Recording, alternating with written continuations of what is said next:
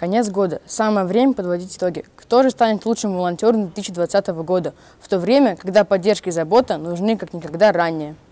Финал городского конкурса «Волонтер года» проводится в этом году в необычном ТВ-формате. Зрительный зал городского дворца культуры пуст, но сцена украшена, гости приглашены и номинанты взволнованы. Быть здесь – это огромная честь. Игнат, а почему ты участвуешь в городском конкурсе «Волонтер 2020»? Я участвую в этом конкурсе от своего клуба «Виража». Это такой волонтерский центр от объединения «Диалог».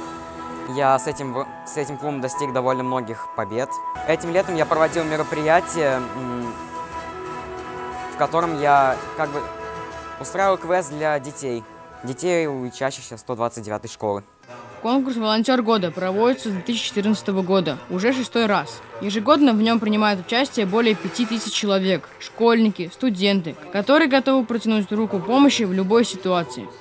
Как найти в себе силы, чтобы стать лучшим волонтером? Найти свое направление, потому что в волонтерстве очень много направлений. Есть социальное волонтерство, есть волонтер от победы, есть также там экологическое волонтерство, медиа-волонтерство, очень много всего, и попробовать себя везде. В качестве жюри и немногочисленных гостей – депутаты, члены Общественной палаты Республики Башкортостан, призеры Олимпийских игр, медийные личности – награждают волонтеров в 11 номинациях.